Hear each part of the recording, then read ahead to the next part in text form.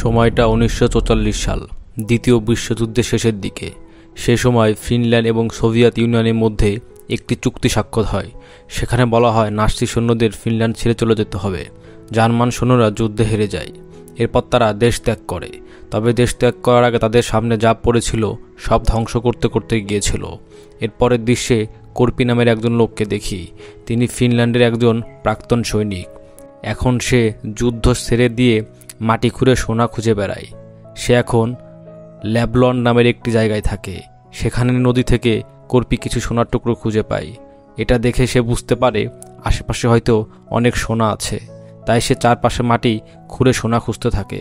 তার আশেপাশে বারবার দেখে কেউ আশেপাশে আসে কিনা। অনেক দিন চেষ্টা করার পরও সে কোনো সোনা পায় না।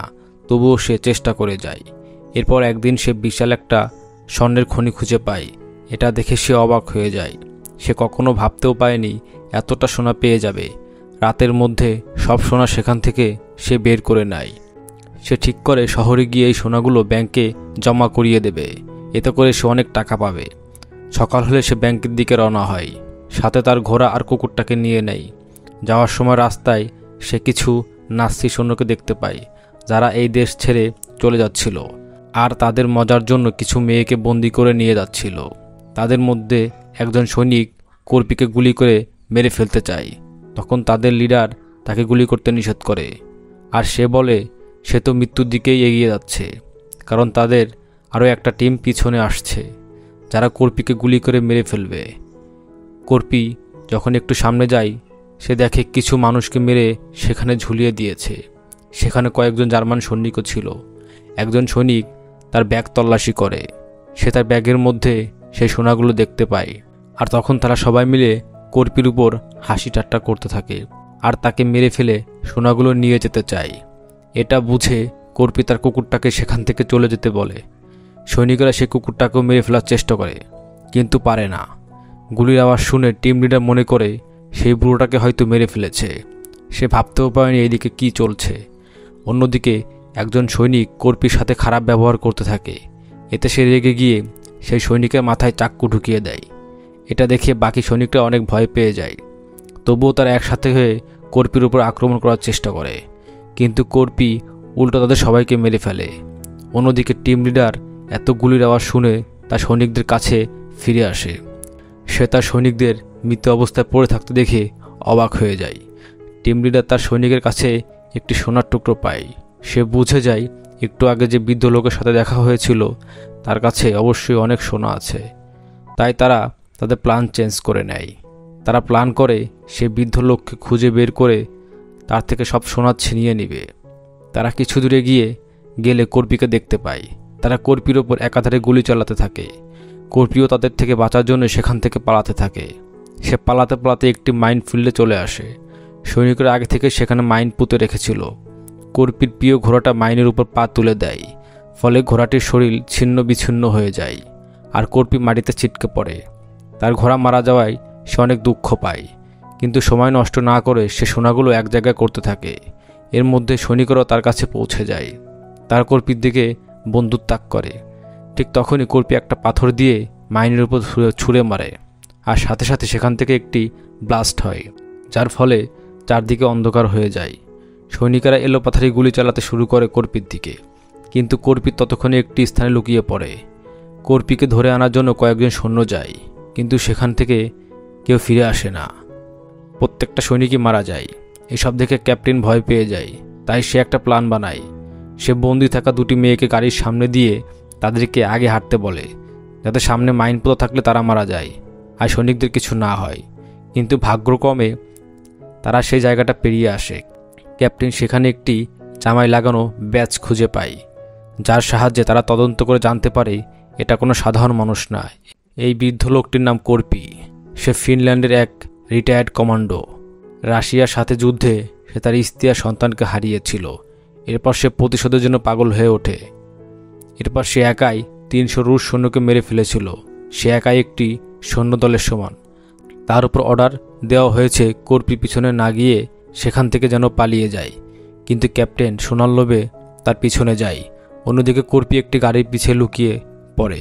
সে দেখে তার পায়ে গুলি লেগেছে। সে নিজে এই গুলিটাকে একটা একটা চাকুর সাহায্যে বের করে। ক্লান্ত থাকার কারণে কিছুক্ষণের মধ্যেই তার চোখ লেগে যায়। এরপর কিছুক্ষণের মধ্যেই সেখানে সৈনিকেরা চলে আসে, আর তাদের কাছে 2টা কুকুরও ছিল। কর্পি তখন একটি চলন্ত গাড়ির নিচে গিয়ে লুকিয়ে পড়ে। গাড়ির পেট্রোল ট্যাঙ্ক ফুটো করে পেট্রোল তার গায়ে ছিটিয়ে নেয়, যাতে কুকুরগুলো তার গন্ধ না পায়। সৈনিকেরা বুঝতে পারে তাদের গাড়ির পেট্রোল লিক করেছে, তাই তারা গাড়িটাকে থামিয়ে দেয়। তখন সুযোগ বুঝে কর্পি সেখান থেকে পালিয়ে যায়। সৈনিকেরা সেটা দেখে তার পায়ে গুলি করে, কিন্তু কর্পি তবুও দৌড়াতে থাকে। তাই এবার সৈনিকেরা তার পিছনে কুকুর ছেড়ে দেয়। কর্পি কুকুরগুলো থেকে বাঁচার জন্য নিজের গায়ে আগুন জ্বালিয়ে দেয়। এরপর সে দৌড়ে পাশে থাকা একটি লেকে ঝাঁপ মারে। সৈনিকরা তার উপর একাধারে গুলি চালাতে থাকে, কিন্তু কর্পি কিছুই হয় না। তখন ক্যাপ্টেন 3 সৈন্যকে নৌকা নিয়ে তাকে ধরতে পাঠায়, কিন্তু কর্পি সৈন্যদের পানির মধ্যেই মেরে ফেলে। এরপর কর্পি সুযোগ বুঝে সেখান থেকে পালিয়ে যায়, কিন্তু তার প্রিয় কুকুরটা সেখানেই থেকে যায়। কর্পি সেখান থেকে পালিয়ে হাঁটতে হাঁটতে একটি পেট্রোল পাম্পে চলে আসে, আর সেখানে সে বিশ্রাম নিতে থাকে। তখনই সে তার কুকুরের আওয়াজ শুনতে পায়। সে বাইরে এসে দেখে তার কুকুরের গায়ে একটি বোমা লাগানো। কর্পি তাড়াতাড়ি বোমাটা বের করে ছুঁড়ে মারে, কিন্তু তখনই বোমাটা ফেটে যায়, যার ফলে তারা আহত হয়। এরপর জ্ঞান ফিরে সে দেখে তাকে ফাঁসির দড়িতে ঝোলানো হচ্ছে। সৈন্যরা ভাবে এবার সে কিছুক্ষণের মধ্যেই মারা যাবে, তাই তার ব্যাগ থেকে সব সোনা নিয়ে তারা সেখান থেকে চলে যায়। কিন্তু কর্পি ছিল অনেক শক্ত প্রাকৃতির মানুষ। সে খুঁটির উপর গাঁথা একটি পেরেকের উপর পা রেখে, যার ফলে সে কিছুটা সাপোর্ট পায়। কিছুক্ষণ পর সকাল হয়। 2 জন জার্মান সৈন্য প্লেনে করে সেখানে ল্যান্ড করে। সেই ভাইব্রেশনে খুঁটিটা নড়ে যায়, যার ফলে দড়িটা খুলে যায় আর কর্পি নিচে পড়ে যায়। জার্মান সৈন্য সেখানে তেল চুরি করার জন্য এসেছিল। তারা লক্ষ্য করে কর্পি এখনও জীবিত আছে, তাই একটা সৈন্য কর্পি আর তার কুকুরটাকে মারার জন্য এগিয়ে আসতে থাকে। ঠিক তখনই কর্পি উঠে তাকে মেরে ফেলে আর পাইলটকে মেরে আহত করে দেয়।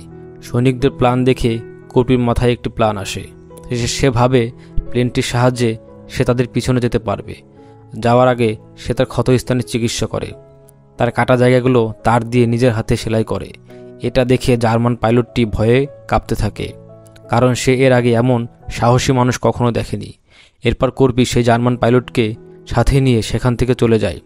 অন্যদিকে ক্যাপ্টেন তার সৈন্যদের সাথে নিয়ে তাদের গন্তব্যস্থানে যাচ্ছিল, কিন্তু মাঝ রাস্তায় তারা গাড়ি থামিয়ে দেয়। তাদের সামনে একটি প্লেন ক্র্যাশ হয়ে পড়েছিল। তারা চেক করে দেখে পাইলটটি মৃত অবস্থায় পড়ে আছে। তার গলায় একটি দড়ি ঝুলছে। সেই দড়িটা দিয়ে তারা কর্পিকে ঝুলিয়ে রেখে এসেছিল। এটা দেখে সব সৈন্যরা ভয় পেয়ে যায়। ক্যাপ্টেন যত তাড়াতাড়ি সম্ভব সেখান থেকে সবাইকে বের হতে বলে।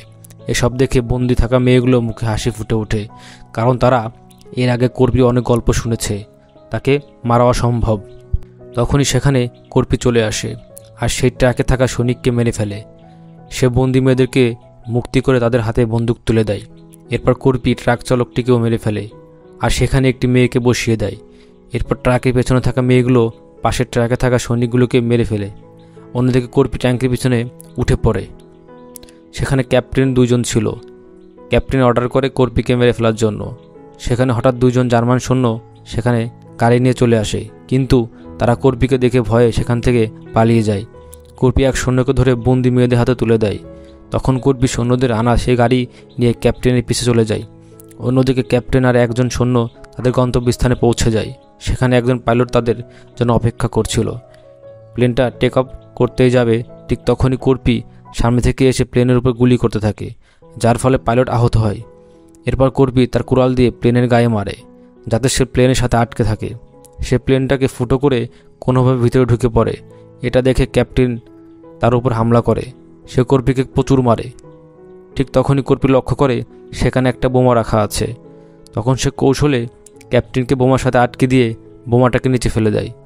ফলে বোমার সাথে ক্যাপ্টেনের নিচে পড়ে যায় আর সেখানেই সে মারা যায়।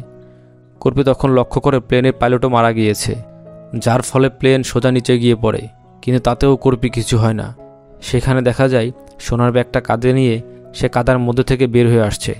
এরপর সে সব সোনা নিয়ে শহরের একটি ব্যাংকে চলে আসে, যেটা দেখে আশেপাশে সব লোকেরা অবাক হয়ে যায়। সে কাউন্টারে সোনা জমা দিয়ে বলে এটার পরিবর্তে তার টাকা লাগবে। আর এখানে এই চমৎকার মুভিটি শেষ।